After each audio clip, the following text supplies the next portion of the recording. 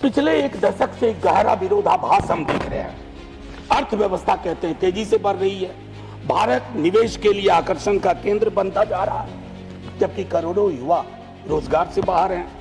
वास्तविक आय ठहरी हुई है और औपनिवेशिक शासनकाल के बाद आय की असमानता, आंकड़ों की, मैं सिर्फ ऑक्सफैम डेटा की बात नहीं कर रहा हूं, आय की असमानता हमें ज्वालामुखी की ओर ले जा रहा है। लेकिन हर ध्रुवीकरण मौलिक समस्याओं को चादर से ढकने का काम कर। गिग और प्लेटफॉर्म वर्कर्स, हमें मानना होगा कि हमारी अर्थव्यवस्था में ये तत्व बढ़ते जा रहे हैं, इनका कंट्रीब्यूशन बढ़ रहा है, लेकिन उनकी सिक्योरिटी कहां है सर?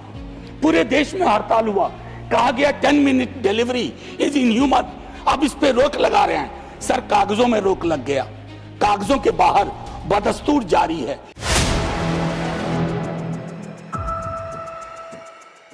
माननीय श्री प्रोफेसर मनोज कुमार झा जी। शुक्रिया माननीय उपसभापति महोदय। बजट की इस चर्चा पर एक बुनियादी प्रश्न उठाने से पूर्व कोलकाता से प्रकाशित एक महत्वपूर्ण अखबार ने मुझसे एक लेख मांगा कि बजट से आपकी क्या उम्मीदें हैं, और मैंने लिखा कि budget should be constitutionally mandated under article 39 of Indian constitution. 1 तारीख को आर्टिकल छपा सुबह और 1 तारीख को ही बजट आना था, तो मुझे लगा कि कहीं माननीय वित्त मंत्री साहिबा ने अगर तमाम उन प्रश्नों का उत्तर दे दिया तो मेरे आलेख की प्रासंगिकता खत्म हो जाएगी। लेकिन मेरा आलेख आज भी प्रासंगिक रहा, क्योंकि उत्तर उन्होंने दिया उन प्रश्नों के नहीं जो मैंने उठाए थे। मेरा पहला प्रश्न माननीय सभापति महोदय कि अर्थव्यवस्था किसके लिए होती है, ये हमें सोचना होगा। खेत खलिहान, फैक्ट्री, स्कूलों, निर्माण स्थलों पे, हॉस्पिटल्स में काम करने वालों के लिए, या एक बिल्कुल ऐसे प्रभु वर्ग के लिए जिनसे हमारी कोई ईर्ष्या नहीं है, लेकिन हम चाहते हैं कि उनकी भागीदारी बाकियों की भागीदारी के बराबर हो। माननीय सभापति महोदय, पिछले एक दशक से गहरा विरोधाभास हम देख रहे हैं। अर्थव्यवस्था कहते हैं तेजी से बढ़ रही है, भारत निवेश के लिए आकर्षण का केंद्र बनता जा रहा है, जबकि करोड़ों युवा रोजगार से बाहर हैं। वास्तविक आय ठहरी हुई है और औपनिवेशिक शासनकाल के बाद आय की असमानता, आंकड़ों की, मैं सिर्फ ऑक्सफैम डेटा की बात नहीं कर रहा हूं, आय की असमानता हमें ज्वालामुखी की ओर ले जा रहा है। माननीय सभापति महोदय, बजट केवल एक वित्तीय दस्तावेज नहीं होता है, एक नैतिक वक्तव्य होता है, और हमने इसको एक वित्तीय दस्तावेज में तब्दील करके इसकी इतिश्री कर ली है। आज भी बेरोजगारी देश की सबसे गंभीर समस्या है। मुझे स्मरण है माननीय प्रधानमंत्री जी और कई लोग युवा लाभांश की बात कर रहे थे।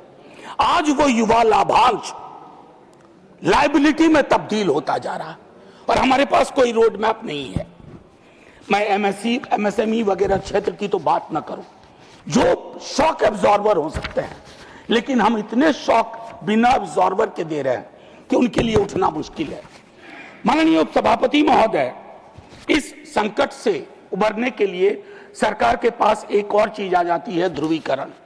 मैं आज उस पर टिप्पणी नहीं करना चाहता, लेकिन हर ध्रुवीकरण मौलिक समस्याओं को चादर से ढकने का काम करता है। ये भारत जैसे प्रगतिशील देश के लिए उचित नहीं है। कमाल की व्यवस्था हम देख रहे हैं, ऊपर संपत्ति बन रही है, नीचे संपत्ति घट रही है, समृद्धि शून्य होती जा रही है।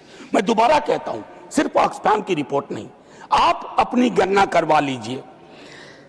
देखिए उपसभापति महोदय, जब मैंने आर्टिकल 39 की बात कही तो उसके पीछे उद्देश्य है कि आर्टिकल 39 को मद्देनजर रख करके अगर हमारे बजट की प्रस्तावना होगी तो हमारा बजट समावेशी होगा, अन्यथा समृद्धि के 5 टापुओं की गाथा को हम देश की गाथा बताते रहेंगे, जो उचित नहीं है। ये बेईमानी है, ये अन्याय है।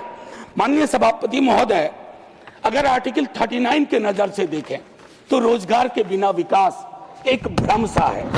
अभी हाल के दिनों में माननीय उपसभापति महोदय, गिग प्लेटफॉर्म वर्कर्स की बात हुई। ज़्विगाटो नाम की एक फिल्म है, नंदिता दास ने बनाई है। मैं उस फिल्म के स्पेशल स्क्रीनिंग में था और उसी वक्त ये किताबें भी रिलीज हुई। ये रिपोर्ट है सर, जन पहल की ओर से।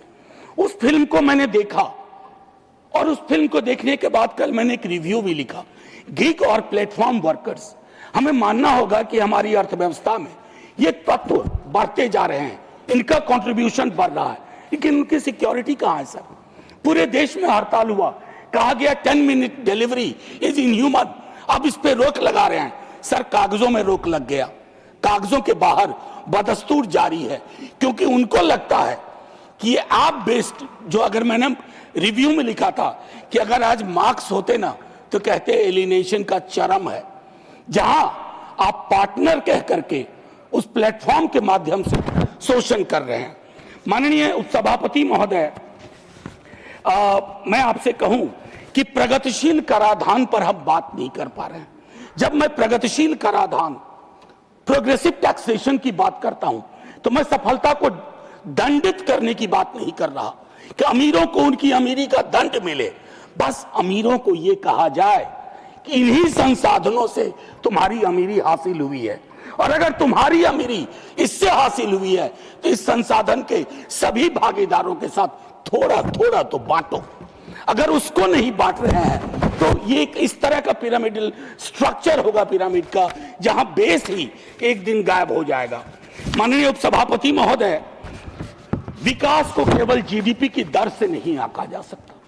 मैं आज बिहार की बात नहीं करूंगा, मेरे बाकी साथी करेंगे। बिहार क्या फिर 2030 में विमर्श में आएगा जब अगला चुनाव होगा? विशेष राज्य का दर्जा, हमारे कई साथी यहां बैठे हुए हैं, दिल पे हाथ रखिए, आप भी कहिएगा कि विशेष राज्य का दर्जा मिलना चाहिए। माननीय उपसभापति महोदय, ज्यादा वक्त नहीं लूंगा। जब वक्त थोड़ा बुरा होता है तो वक्त भी गुजरता है और वक्त के बीच से हम भी गुजर जाते हैं। मैं सिर्फ इतना कहना चाहूंगा कि जब मैं कहता हूं कि अत्यधिक असमानता सामाजिक विश्वास, भरोसे को खत्म करती है, ज्वालामुखी की ओर ले जाती है, लेकिन हमारे पास दूसरा विकल्प है, अगेन अंडर आर्टिकल 39, और वो विकल्प है माननीय सभापति महोदय, न्याय के साथ विकास। एक आखिरी, इन दिनों कविताओं का मौसम है, मैंने एक छोटी सी कविता, साहिर लुधियानवी तो हूं नहीं, बस छोटी सी, सर 30 सेकंड में खत्म हो जाएगी। माननीय सभापति महोदय, फिर एक बजट प्रस्तुत किया गया, कागजों पर संयत, सदन में उम्मीद की भाषा, कहा गया आम आदमी का बजट है, और मैं आमो खास में परेशान हूं। लेकिन आम आदमी आज भी कतार में खड़ा है, राशन के लिए, इलाज के लिए और काम की प्रतीक्षा में। इस बजट में आंकड़े बोलते हैं, अनुभव नहीं। धन्यवाद। पर यह नहीं बताया गया देश तेजी से आगे बढ़ रहा है, पर यह नहीं बताया गया यह प्रगति किसे साथ ले जा रही है और किसे बहुत पीछे छोड़ रही है। सर, एक अबोध बालक की जिद समझिए, बस 20 सेकंड। चंद बड़े घरानों के बढ़ते मुनाफे राष्ट्रीय उपलब्धि, जबकि किसान, मजदूर और बेरोजगार युवाओं की जिंदगियां संरचनात्मक सुधार, शिक्षा, स्वास्थ्य और रोजगार तीनों को वित्तीय अनुशासन और धैर्य का एक और साल।